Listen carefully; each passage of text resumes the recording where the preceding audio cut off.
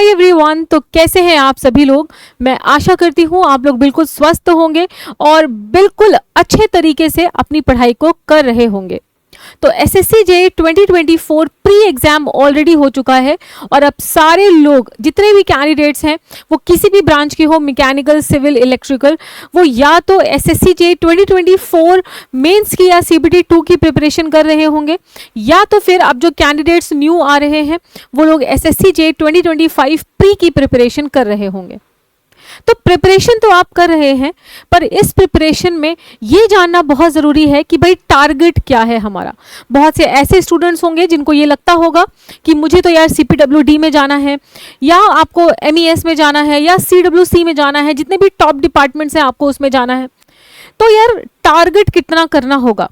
देखिए, प्रिपरेशन के पहले टारगेट डिसाइड कर लेना या टारगेट देख लेना, फिर प्रिपरेशन स्टार्ट करना बहुत ज़्यादा ज़रूरी होता है। मान लीजिए आप देखोगे कि कट ऑफ इतना ज़्यादा हाई जा रहा है या टारगेट बहुत ज़्यादा है, तो बहुत सारे कैंडिडेट जो हैं वो उसके पहले ही धराशायी हो जाते हैं। वो सोचते हैं कि पता नहीं इतना सारा जो है वो स्कोर हो पाएगा या नहीं हो पाएगा। लेकिन यार देखो, प्रिपरेशन के पहले आपने अब जब ठान ही ली है कि प्रिपरेशन करना है, तो मैं ये मान के चल रही हूँ कि आपने मन बना लिया है प्रिपरेशन करने का।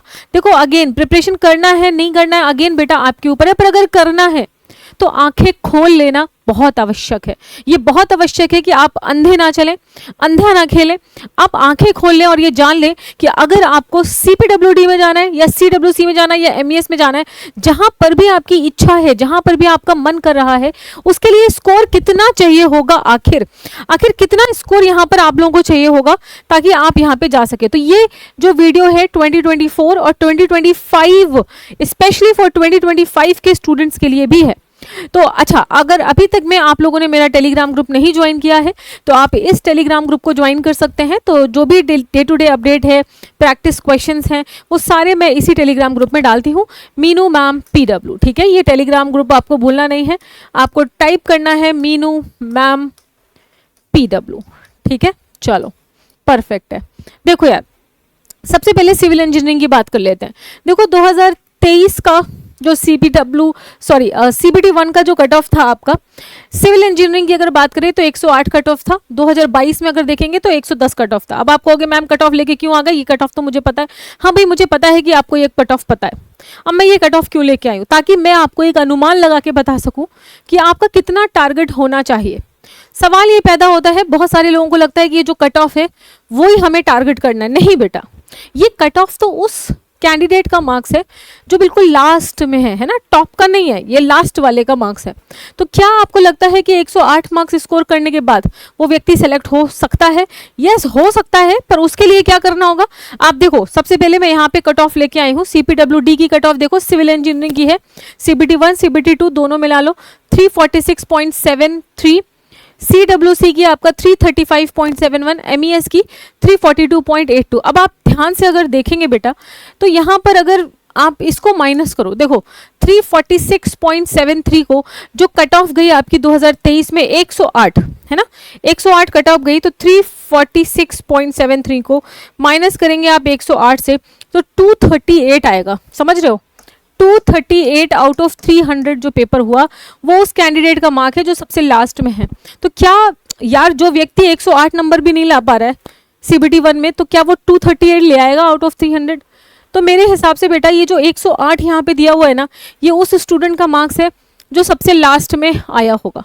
मैं आपको ये टारगेट बता देती हूँ। अगर आप सिविल इंजीनियरिंग की बात करो तो मैं आपको 2024 के लिए जो टारगेट है मैं यहाँ पर लिखती हूँ बेटा। सीबीटी 1 में आप अगर टारगेट करना चाहते हैं, 2024 का तो खैर प्री का पेपर हो गया, 2025 की अगर मैं बात करूं, सीबीटी 1 का पेपर देना चाहते हो तो आपको मिनिमम 125 से 130 मार्क्स यहाँ पे टारगेट करने चाहिए फॉर सिविल इंजीनियरिंग। ठीक है, उसके बाद अगर आप सीबीटी 2 में जाओगे तो ये 238 लिखा हुआ है, तो मैं आपसे ये बोलती हूँ कि 230 से लेकर के 250 तक बेटा आपको टारगेट करना चाहिए, तब जाकर के आपको सीपीडब्ल्यूडी मिलेगा। देखो, टारगेट तो वो होता है जो हम ये मान के चलते हैं हमको लाना ही लाना है। ठीक है, अब वो आता है नहीं आता है उससे थोड़ा कम भी वो होता है ना, shoot for the moon even if you miss you will have among the stars, वो वही वाली सिचुएशन है ना। ये देखो 335 है, तो यहाँ पर भी यार बेटा अगर आप देखोगे तो 25 से लेकर के 235 तक अगर आप स्कोर कर रहे हो तो आप CWC ले आओगे। एंड देन MES की बात देखोगे तो 342 अगेन बेटा 230 से लेकर के 250 तक आपको टारगेट करना होगा, तब जाकर के सिविल इंजीनियरिंग में आपका पार लगेगा। अब आओ देखो जरा EE और ME वालों की बात कर लेते हैं। देखो यार 2023 में जो कट ऑफ थी 131 थी। अभी जरा घुमा करके नजरें देखेंगे ना, इनका तो अलग ही चल रहा है। इलेक्ट्रिकल और मैकेनिकल की जो कट ऑफ है ना आसमान छू रही है, लेकिन इस बार 2024 में इलेक्ट्रिकल मैकेनिकल की भी अच्छी खासी सीटें हैं। आप अगर ध्यान से देखोगे तो CPWD की जो कट ऑफ है 416 मार्क्स, समझ रहे हो बात, देख रहे हो कहाँ जा रहा है कट ऑफ।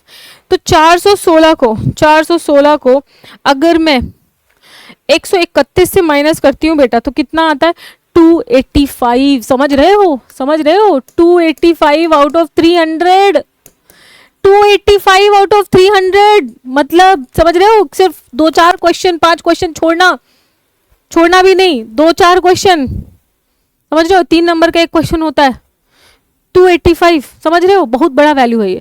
लेकिन मैं आपको एक चीज बताती हूँ, यहाँ पर अगर आप CBT 1 में बेटा 150 तक, देखो ये तो लास्ट व्यक्ति का नंबर है ना, अगर 150 तक टारगेट कर रहे हो तो फिर आप यहाँ पर 280 से काम चला सकते हो, 270 से 280 तक काम चला सकते हो। अच्छा देखो, अब तुम कहोगे मैम ये बहुत बड़ी वैल्यू है, मैं भी कह रही हूँ हाँ ये बहुत बड़ी वैल्यू है। पहले तुम्हें मैं एक सच्चाई बताती हूँ, हमने लास्ट ईयर 2023 में बहुत सारे स्टूडेंट्स जो CPWD में सेलेक्ट हुए उनका इंटरव्यू किया, एंड मैं आपको बता दूं CPWD में सेलेक्ट होने वाला हर एक स्टूडेंट के CPT 2 में 290 से ऊपर मार्क्स थे। समझ लो यहाँ तो 285 फिर भी लग रहा है, 290 से ऊपर मार्क्स थे बेटा। तो स्टूडेंट्स मार्क्स से स्कोर कर रहे हैं, पेपर भी इजी आता है, बहुत ज़्यादा टफ नहीं आता। तो जिसने भी अच्छे एक्यूरेसी के साथ अच्छे तरीके से रगड़ा है वो यहाँ पे मार्क्स ले आता है ना। अब देखो ये 409 चला गया, 409 और 416 में कौन सा ज़्यादा अंतर है, तो यहाँ पर भी आप 260 से लेकर के 270 तक आप मान के चलो। अगर 150 CBT 1 में लेके आ रहे हो तब, अगर CBT 1 में कम है, आप कट ऑफ के आसपास हो, तो आपको 290 से ऊपर ही जाना है बेटा। 414 है ना, यहाँ पर भी आप 260 से 265 का टारगेट करिए। तो देखो यार सिलेक्शन के लिए ये बहुत ज़रूरी है कि आप जो है वो सच्चाई से रूबरू रहें। सिविल मैकेनिकल के लिए CBT 2 में 270 से लेकर के 280 290 तक का आपको टारगेट रखना होगा। एंड CBT 1 में अगर आप 150 रखते हो तब, अगर आप 131 के पास हो तो 290 से ऊपर ही आपको टारगेट रखना पड़ेगा। आई होप दैट कि आपको टारगेट समझ में आ रहा है। तैयारी के पहले टारगेट समझ लो, उससे क्या होता है ना कि आप अलाइंड हो जाते हो टारगेट के साथ, फिर आपको झटका नहीं लगता है। तो all I wanted to just suggest in this video was to know the target, that what you are going to target and what you are going to do. I hope that आपको थोड़ी सी clarity मिली होगी कि कितना target करना है, क्योंकि मैंने देखा है कि स्टूडेंट्स जो है ना वो बेसिकली बहुत अंधेरे में रहते हैं। उनको लगता है अरे हो जाएगा और अरे हो जाएगा। सिलेक्शन के पहले तक सबको लगता है, रिजल्ट के पहले तक हर किसी को यही लगता है कि उसका सिलेक्शन हो जाएगा, बट एक्चुअली में सच्चाई ये है सिलेक्शन उसका ही होता है जो डर, सारी संभावनाएं, अपनी सारी चेतनाएं सबको एक साथ मैनेज कर पाता है एंड उसके बाद इतने अच्छे स्कोर लेकर के आ पाता है। बेटा सिलेक्शन उसी का ही होता है। तो I hope that 2025 SSC JEE की जो आप तैयारी कर रहे हैं उसमें आप लोगों को ये टारगेट समझने में, टारगेट करने में काफ़ी आसानी होगी। So thank you so much everyone, you can join the Telegram group and इस सेशन की अगर आपको PDF चाहिए है तो टेलीग्राम ग्रुप में ही आप लोग को मिल जाएगी। Thank you so much.